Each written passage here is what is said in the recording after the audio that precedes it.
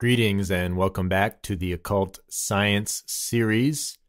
And the last video, we went over connections between Freemasonry, NASA, and Vatican astronomy. Here we will be going over the interconnectedness to those same groups and the United Nations. And from these pictures, you can see, obviously, they are very well connected. We have Obama meeting with Pope Francis at the Vatican or a Catholic church or something of the like, because you can see all of the symbolism in the background in the Vatican keys. And they have a nice little Freemasonic motif with the black pillar on the left and the white pillar on the right, as indicated by their attire. I'm not commenting on if that's intentional, but the Vatican keys represent pretty much this same theme. And in the next photo on the right, this same motif is expressed, just reversed. And this is Pope Francis with the Secretary General, I believe, of the United Nations. Ban Ki-moon, I think is his name. And they have the UN flag and the Vatican flag. And then we have Obama hanging out with the science bros, having a science bro moment with the selfie. And I'm a little jealous because it looks like they're having a real good time.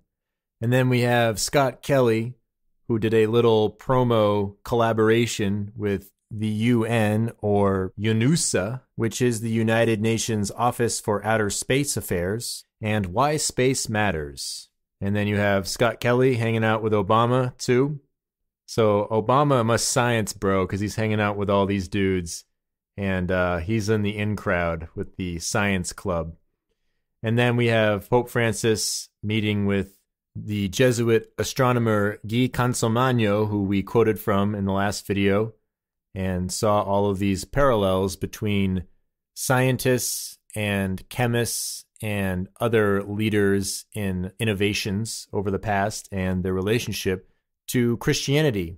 And we will be going over a certain type of Christianity in the next few videos, which is Gnostic Christianity, and how that is much more in line with what we hear from most of the scientists who have intermingled with religion. And before we move on, we will bring it all to the center photo with a Time magazine cover, where Pope Francis is a New World Pope. And it seems that part of that idea of being a New World Pope is not being afraid of science, like so many people are accustomed to thinking that the Catholic Church is. But we're going to find out as we go through this that definitely has not been the case in a lot of instances, or at least that there have been divided branches within theology and its response to what we know as modern-day science, but the people who are the founding fathers of it, going back to Copernicus, Galileo, etc. But the point to take away from this slide is these institutions are always working with each other, are intermingling with each other. So I think that it would be a little bit dishonest to say that science is completely devoid of religion, especially when you see these groups working together constantly. I mean, I just don't see it, but you can make that argument. I just don't think it's a very good one. So that brings us to the main area of the United Nations, their humanities and human rights organizations, and how that relates to Rockefeller philanthropy and the Rockefeller family throughout the years. So the question is, are there any theological or spiritual teachings driving this organization? And we will find out there absolutely are. Now, I would like to focus on the Lucis Trust Foundation, which is heavily involved in the nonprofits and humanities aspects of the United Nations, and also groups like Amnesty International and UNESCO, all sort of being bound together in this non-profit humanities, human rights conglomerate that has its essential foundation at the United Nations. So, the Rockefeller Foundation and family is tied directly into this, and we are going to read from PBS.org, which is a reputable mainstream source that has much of its funding from the United States government. And they state, at the web link listed on the Rockefeller family, that David and Nelson Rockefeller, in the spirit of international unity, planned the development of the Twin Towers project after the result of World War II. This was to underlay the, quote, New World Order of America. In late 1946, when New York had seemed to be out of the running as the headquarters for the United Nations, Nelson had stepped in at the 11th hour with the help of his brother David to ensure that the New World Organization made its home into the city by arranging for the purchase of the East River site with $8.5 million of their father's money. So I'd say that's a pretty important thing to take $8.5 million of your inheritance, especially in 1946 with the adjustment for inflation and all that stuff. That's a hell of a lot of money back then, to lock down the real estate that the United Nations formed its foundation upon in New York City. So we already mentioned how Pope Francis is being portrayed as a New World Pope by Time magazine, which is one of the most popular magazines ever. And if he's working very closely with the United Nations, and the Rockefeller family is the foundational family for this organization, and they're having articles from PBS talking about underlaying this New World Order of America, a New World Organization, might as well have a New World Pope integrated into that theme. So this is in the spirit of international unity that they did this for the Twin Towers. Now, obviously, those aren't there anymore, but either way, this is all part of this philanthropic, altruism for the world at large, right? And this goes back to the logo on the right side with the globe, and we have the Rockefeller Foundation logo from 1913, the well-being of mankind throughout the world. So this has been going on for quite some time. And this is the essence of the United Nations and all of their nonprofit stuff. And of course, the Rockefeller Foundation is still very important today within all of this. And I'm going to post all kinds of links in the references section so you can see all these different articles of these groups working together and being very fundamentally glued with this international unity theme and world altruism. Now, the figure of Prometheus we see here at Rockefeller Center, with all of the UN flags behind him, you don't see them in this picture, has some very interesting occult symbolism encoded within it, according to Blavatsky. And before we get into that, we're going to first examine the Lucis Trust Foundation and the relationship to her teachings and also Alice and Foster Bailey. So we are going to read from the Lucis Trust website on what they are about and what their spiritual philosophy is, where they are drawing upon, and how that relates to the motivations of the United Nations. So, in Section A, they state that the Lucis Trust has consultative status with the Economic and Social Council of the United Nations. Now, I don't know about you, but that sounds pretty damn important to me. You're consulting them on economic and social issues, and if Lucis Trust has a spiritual or religious motivation to it, then obviously that gets transferred onto the United Nations. I mean, it's plain as day right there. There's nothing conspiratorial here. That's just what's stated on their site. So let's gain a little bit of insight into this religious or spiritual foundation. And they state in Section B that both Lucifer and Lucius come from the same word root, Lucius being the Latin generative case meaning of light.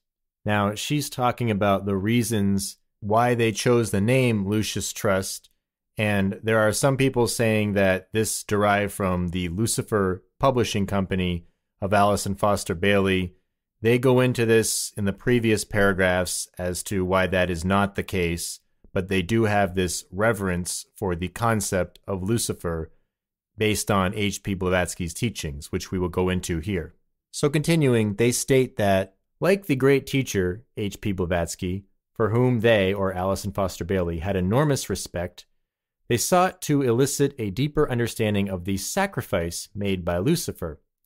Alice and Foster Bailey were serious students and teachers of theosophy, a spiritual tradition which views Lucifer as one of the solar angels, those advanced beings who theosophy says descended, thus the fall, from Venus to our planet aeons ago to bring the principle of mind or intellect to what was then animal man.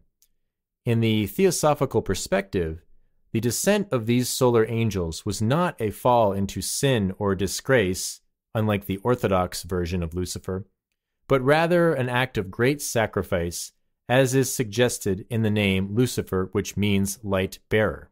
So there we go, point blank, there is a spiritual motivation behind this, and the esoteric concept of Lucifer is sort of a foundational element to what the United Nations is doing, what they are about. So the points to take away here are all the words in bold. You can sort of amalgamate all of these into the essence of what the United Nations is being fundamentally driven by in principle. So Lucis Trust and Lucifer, according to H.P. Blavatsky, and this sacrifice made by a spiritually advanced being or consciousness, solar, angelic, spiritual entity, right? It's a metaphysical concept, and they are advanced beings who came into this world and incarnated or brought this principle of mind or intellect to what was the animal man. So this man who is just in these base desires and pure instinct, right? I think you'd probably relate it to what we're told as being the Neanderthal man or something similar. And they go out of their way to mention that it was a great sacrifice and they were solar angels. They have a solar quality to them. So we might want to find out what this solar idea and what this light-bearing Lucifer concept is in theosophy and what H.P. Blavatsky has to say about it, because plain as day, they just stated that they're following her philosophy on a fundamental level. And I would say that if you're somebody who isn't comfortable with a world organization following a religious ideology, that might raise some red flags for you. That's all I'm saying. And we are going to now read a quote from Madame Blavatsky that really summarizes her viewpoint on the occult. And she states from The Secret Doctrine, Volume 2, Anthropogenesis, page 3, that the occultists, however, know that the traditions of esoteric philosophy must be the right ones simply because they reconcile every difficulty. So that's a pretty bold statement. And Theosophy's motto, I believe, is there is no religion higher than truth. So if they are going to go with a spiritual tradition, then this particular one they're aligning with, they believe to be the absolute truth. I mean, she just stated it right there, and this is what they're following. So just basic logic 101 here. We're connecting something. They say this is what they're doing, and let's read about it. So H.P. Blavatsky on the Light of Lucifer. And this is from the same book, page 512. And she states, but in antiquity and in reality, Lucifer or Luciferus is the name of the angelic entity presiding over the light of truth as over the light of day. So a solar force, right? The light of day. In the great Valentinian Gospel, Pistis Sophia, it is taught that of the three powers emanating from the holy names of the three, that of Sophia, the Holy Ghost, according to the Gnostics, the most cultured of all, resides in the planet Venus or Lucifer. And we will check out the astrological glyph of Venus in a second to show a parallel. Thus, to the profane, the astral light of Lucifer, she's talking about, may be God and the devil at once. So what she's stating here is that to the profane, to the mass of people, the mass of religion, what's considered to be the exoteric, which we will go over in a few videos, those people view Lucifer as being this dualistic entity that is responsible for all of the woes of the world, but is also sort of this tempter, redeemer motif. So anything that's in duality that has to do with Lucifer, she's saying that's for the profane. This is not the esoteric explanation. She said in antiquity, and she likes all of the older religions, the primitive forms of it, she talks about in her writings. And in reality, so she's saying this is the reality. Lucifer is the angelic entity of the light of truth, and that the sun is a reflection of this, an essence of it. It's an allegory for this. So as we go through this, we will talk about relationships of heliocentrism and things like that to this concept we're talking about right now.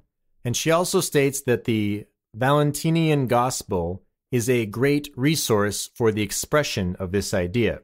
And that foreshadows what we'll be discussing in a few videos in the writings of religious scholar Elaine Pagels and her advocation for this Valentinian system of spirituality. So like I've gone over before, we're going to connect mainstream scholarly sources to occult authors such as Madame Blavatsky. So before we move on to Albert Pike's viewpoints on the light of Lucifer and see if it has any parallels, let's just re-emphasize the connection between the United Nations viewpoint and Blavatsky's. So we have Lucifer, this angelic entity, and it's a solar quality such as the light of day, and she relates that to the light of truth. She also connects the planet Venus, and that the profane people view Lucifer as being this orthodox version, this dualistic enemy of man who is responsible for all of the woes of the world, and also relates it to the concept of Sophia and the Holy Ghost in relation to Gnosticism. So, it's the truth, according to her, and she's very confident in this truth. And now you can see all of the parallels and how Madame Blavatsky's viewpoints are very foundational to the United Nations. Now let's move on to Albert Pike and see what he says on Lucifer. And this is from Morals and Dogma, page 321 and also 522. So he states that the Apocalypse, or the Book of Revelation, is, to those who receive the 19th degree, which is Grand Pontiff, the apotheosis or climax or peak of that sublime faith, which is Orthodox Christianity, speaking of, which aspires to God alone and despises all the pomps or pride and vanity and works of Lucifer.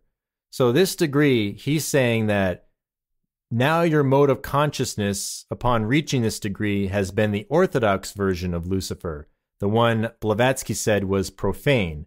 And this is the area of Freemasonry where you start to set aside that viewpoint has served its purpose, it's gotten you to a certain level of knowledge, but now in order to go and dive into the more esoteric realms, you have to put aside that Lucifer is bad. So this prideful, vain, wants to be God, dualistic, angelic being that is the enemy, that's just an exoteric version for the mass of people. So this is exactly in line with what Blavatsky is saying. So to sum it up, this is where Orthodox Christianity ends and esoteric Christianity begins in Freemasonry in this 19th degree. And here he's actually going to quote Eliphas Levi, who is most famous for his depiction of Baphomet, and he states, "Lucifer, the light bearer, strange and mysterious name to give to the spirit of darkness. Lucifer, the son of the morning. Is it he who bears the light, and with its splendors intolerable blinds feeble, sensual, or selfish souls? Doubt it not." So we're going to go over some parallels here. Lucifer is the light bearer, just like Lucius Trust explained. And he's saying, what a weird name to give to the spirit of darkness if he's the light bearer. And so that's separating the exoteric and esoteric here. Then he says he's the son of the morning, and this relates back to Isaiah 14, where there's different translations of this, but the King James says Lucifer, some have son of the dawn, some have the morning star, but this is essentially Venus. Venus is the morning star, also the evening star. Now this kind of spawns a lot of different debates and different viewpoints on this, but either way, it's relating to Venus on some level, so this is consistent with Blavatsky and Lucius Trust. And some occult authors, such as Manly Palmer Hall, talk about how the reason Lucifer has been called the false light is because it's mistaken as the sun in the morning. So sort of like the false sun, but it's just an astronomical concept.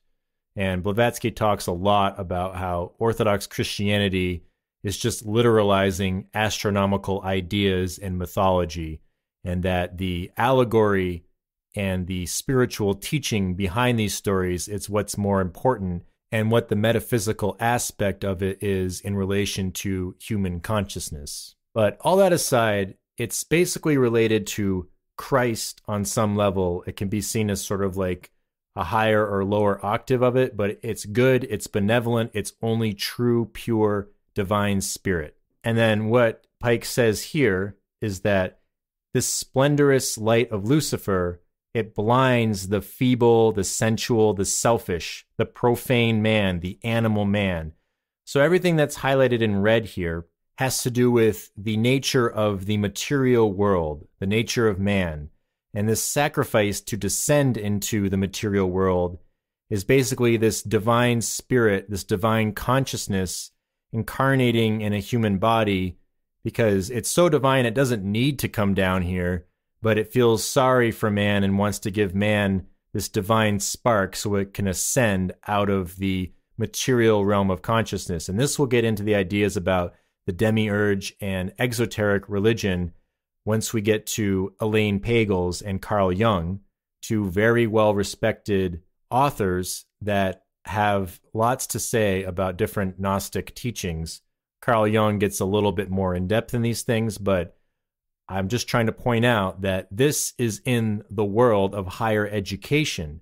Everything that we're reading right here, we will find these same concepts in scholarly institutions. So this isn't some conspiratorial thing. This is all just mainstream sources we're being given and connecting these different ideologies. So there you go. The esoteric Lucifer is only divine light. And Albert Pike says, further on in Morals and Dogma, this is the page 522, quote, that the true object of initiation into the mysteries, to be sanctified and to see, that is, to have just and faithful conceptions of the deity, the knowledge of whom was the light of the mysteries, and light in all caps. So to sum it up, the whole point of the mystery traditions and moving up in these esoteric societies in their ranks, the big mugamba of the mysteries is to know who is the true deity, who is the true divine light, the true spirit.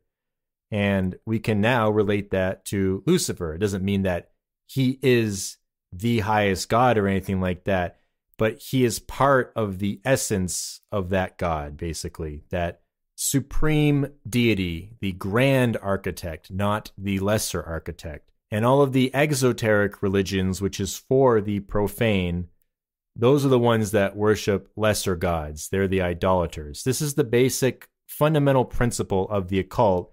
And we're going to prove this in all of Pagels and Carl Jung's writing when we get to it.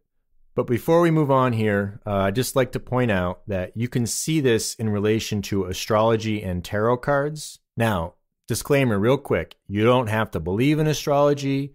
You don't have to, want to mess around with tarot cards in a divinatory state, anything like that. We're just talking about pure symbolism here. So I'm not promoting any of these things. And I'm not negating them. If you think they're bullshit and stupid as hell, that's totally fine. If you're into it and you think it's a real thing or there's real divine inspiration in these things, that's fine too. I don't care. That's not the point of this series.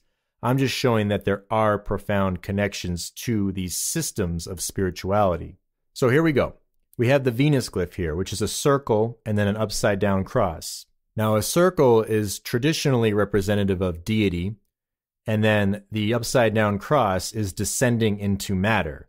So if that's the Venus glyph, and Lucifer is a solar angel that descended into matter, and the solar force, the true solar force, is this allegory for this highest God, then you can see the parallel within the astrological glyph. Now, in astrology, Neptune is often seen as a higher octave of the Venus energy. And with this, we see three pillars. Now, people will think about the Neptune trident, but actually what this really represents is the tree of life in Kabbalah. And there are three pillars, and the middle pillar is kind of concealed. And these are also the three pillars of Freemasonry, but many times you'll just see only two. The middle one is the path all the way up to the deity, and the occult deity or metaphysical concept of deity is concealed. That's the nature of it, metaphysical. That's why all these other gods, like the Abrahamic religions or nature gods of the pantheon and paganism that are kind of in your face, shoving lightning bolts up your ass or getting around and having sex with all these girls, kind of like the Zeus figure. And then in the Old Testament, Jehovah being this wrathful God.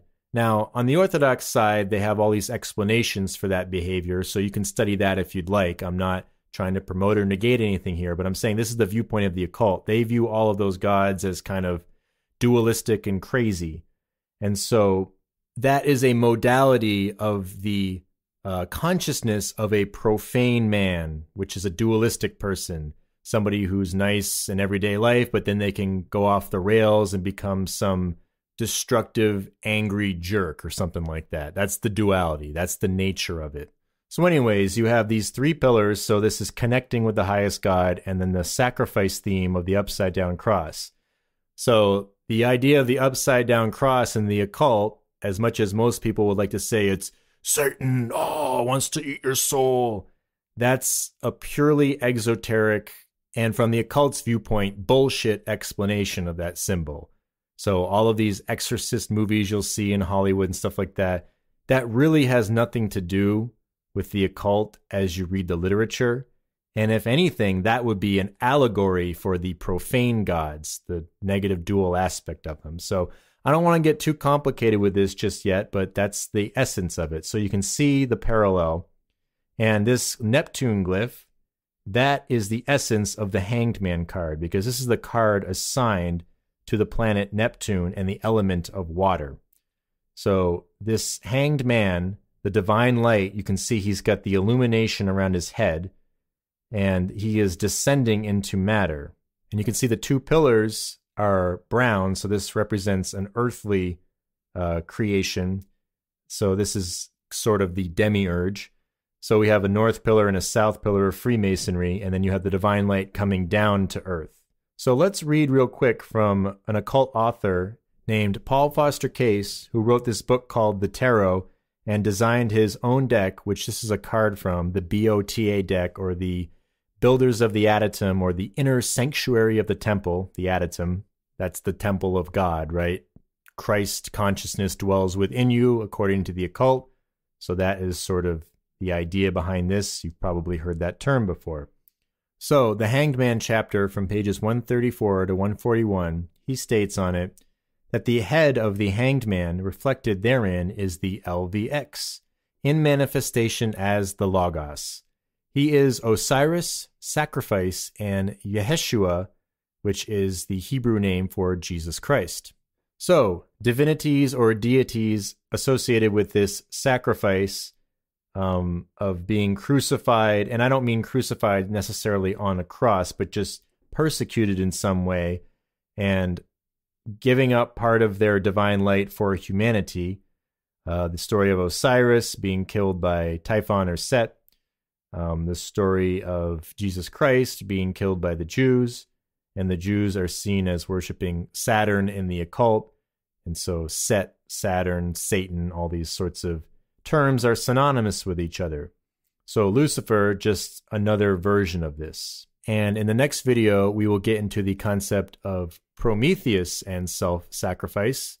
And as we noted, there is a big statue of Prometheus at Rockefeller Center. So if Rockefellers are very heavily tied to the foundation of the United Nations, and the United Nations is following a spiritual foundation, we should probably see what Blavatsky has to say about Prometheus and see if there's any parallels with things that we're reading, but also the basic goals and ideology of these philanthropic humanities organizations. So let's wrap this up. Basically, he states that the LVX, that is Latin for light, so it can be written LVX or LUX, and you can see in the Lucis Trust logo that they have an L, a U, and an X embedded into it within a triangle or a trinity, and the triangle having to do with the top of the Tree of Life in Kabbalah, and obviously the Trinity in Christianity. Whichever version you want to take, it's still revered as being very important. And you can actually see the three pillars encoded into this as well. And if you relate this to the Tree of Life, where all of these points meet at the center, the sort of six-pointed star at the middle of the U, That is the sphere of the sun in Kabbalah. And this is a little advanced. Some of you might not understand what I'm talking about, but there is a solar quality to that from that Jewish mysticism perspective. And the Lucis Trъст site already told us that this comes from the Latin generative case of light, which is lux, or the LVX. So let's just summarize this. Lucifer represents the light of divinity, the principle of mind, intellect, reason, descending into matter, thus the fall, to sacrifice itself for mankind and give the divine spark to the animal man. So the profane man is now enlightened because of Lucifer's great sacrifice, or the highest essence of divinity, to give man gnosis. So thank you for watching this video, and we will see you in the next one, where we will elaborate on this concept of divinity and sacrifice. And before we move on, if you'd like to check out the books, The Secret Doctrine and Isis Unveiled, each of them have 2 volumes to them. And if you want to know more about what the United Nations is all about from a spiritual perspective, I suggest you take a look in those books. Or you can also read more from Alice Bailey. And if you go to the Lucis Trъст website, you will find all of the resources to her works and writings. So thank you, and we will see you at the next video.